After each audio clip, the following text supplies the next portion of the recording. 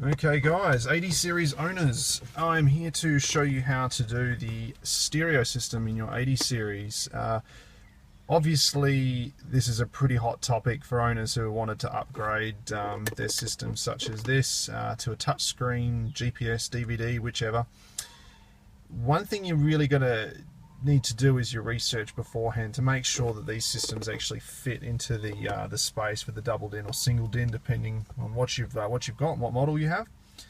But what you need to make sure is that it does actually fit. Now this, I believe, was a 7-inch system and it barely fits in here. I actually had to do a little bit of modification just around the plastic in the trimming here.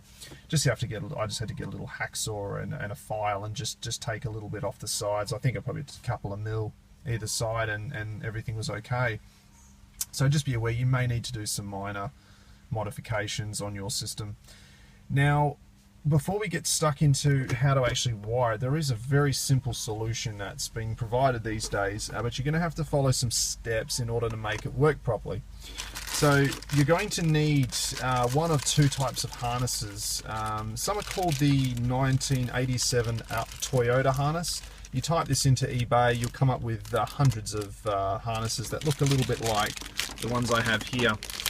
You'll see that it's got this double clip plug, which these guys here, they clip basically in there, one and one, like that. And these guys here, which I can't quite remember the brand. I think it was Scotchy or something like that. If you type in Scotchy TA02B, I believe this exact one will come up. But if you just type in Toyota stereo harness into eBay, you'll get loads of results for the same type. So there's no shortage of these parts out there, guys. You'll find plenty. Anyway, these guys will be the converter. Apologies for the sun, it's getting a little bit late here. These guys will be going into here, which I already have a set plugged in at the moment. And that, once this is plugged into here, and that'll be wired to another plug which goes into the back of the unit here. So I'll show you how that actually works, but just so you know, you will need one of these to bypass, because these two here are very important, because they plug into the original wiring loom in the back of your dash there. Another thing you're also going to need to be aware of is behind your glove compartment. Obviously if you're in America, you'll have this on the other side of your vehicle. It doesn't really matter, it's in the passenger front seat where the amplifier is located. This thing is a nuisance, and if you're smart, you'll disconnect it. I'll show you how to do that as well. So let's look into the unit. So with the unit, you can see there's a harness that's already plugged in. Mine actually came like this, already plugged in to the back of the unit. You'll have a whole heap of these little side controls. These are steering wheel controls. Now obviously with the 80 series you're probably not going to be able to utilize these, so just tie them off and get them out of the road. So we'll just push that aside because we're not interested in that. But there are a couple of things that you may be interested in, which as you'll see here, this is the back car control, otherwise for the reversing camera, and I'm taking use of that because I've just installed a reversing camera, and that is why that RCA lead there. And this is obviously to trigger, this is the power trigger to turn the reversing camera screen on, so I'm not going to put any focus into that as well. What we are interested in is this loom here. Behind here we obviously have a fuse, an inline fuse, and all the power and speaker wires coming through here. You can see that connection there, the brown and the black. As you can see here, the brown and the black. And this little black connector into the back of the unit is actually what has been wired into the back of this connector. So you can see that is that connector, match for match, and that's just obviously all been wired into this black connector there. So you can see how they've done that already. Now you can do this yourself, but you may have got lucky like I did, and that's already been done for you.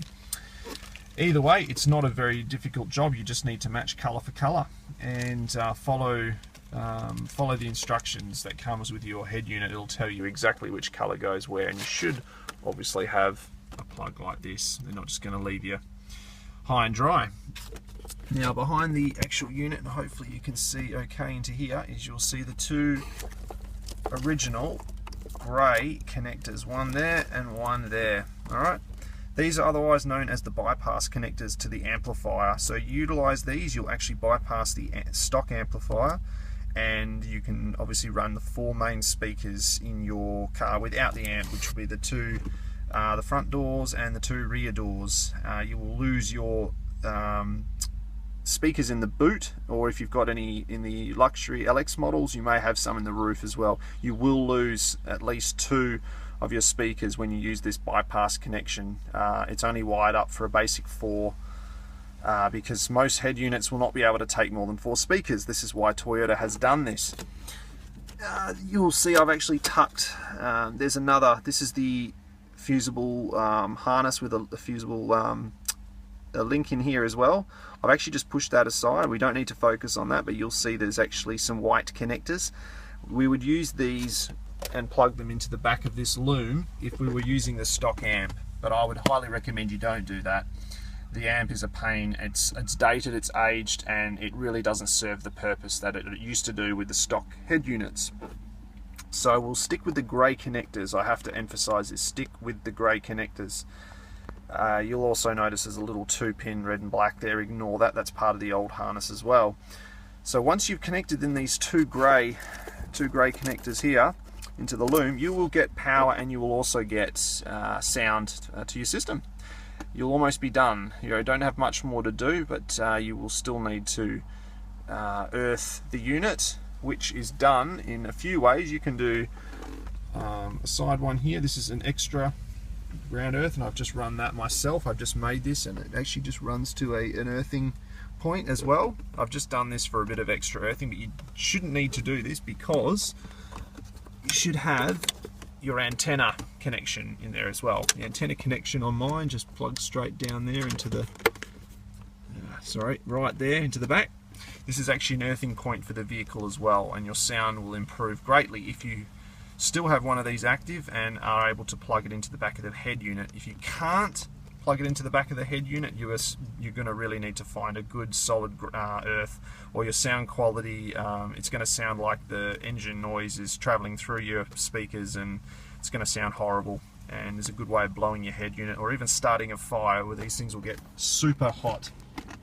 Okay, so guys, that's how you actually bypass the factory amp and the type of harness that you should be using.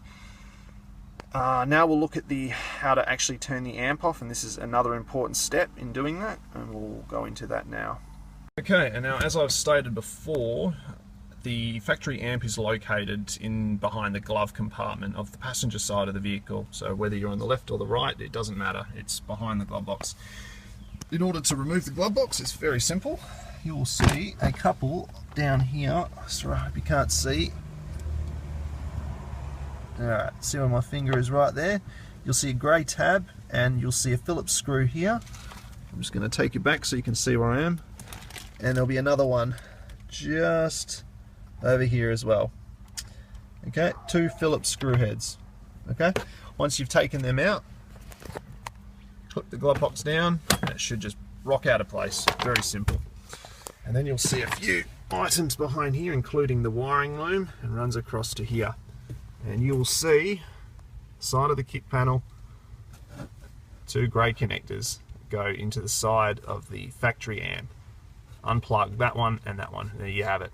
And once you've done that, you've bypassed the amp. Simple as that. Anything else you want to do in the future is to reroute your own wiring. Feel free to do so. Put your own amplifier in somewhere.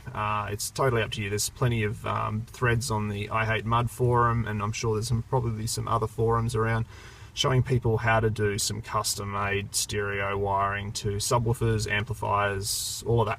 But I don't need to do that. I'm happy with some basic 4-speaker system in my car. And that's how you do it, guys. Put it all back together again and find a good way of mounting your unit, ensuring that you have still got a good earth, and do a check, guys. Make sure you check once your system is in there. Put your hand under the unit, take it out once it's in use, and check to make sure it is not burning too hot. If it is burning too hot, you don't have a good earth going into your unit, and you should avoid using it until you can properly earth it and check as well. And hopefully the sound quality is okay for you. If it's not, your speakers, much like these, which are these standard original speakers, are horrible things. They're dated. This is, what, 20-something years old now. I'll be replacing those with a pair of 6-inch Sonys. I think they're ones that fit here, because the grill plate is quite low profile, and if you get too big of speakers with the door trim behind here, it will interfere with the window running system in your car as well. So make sure you do some careful research on what speakers will fit. I Hate Mud forum is another good source of information for the types of speakers that do fit.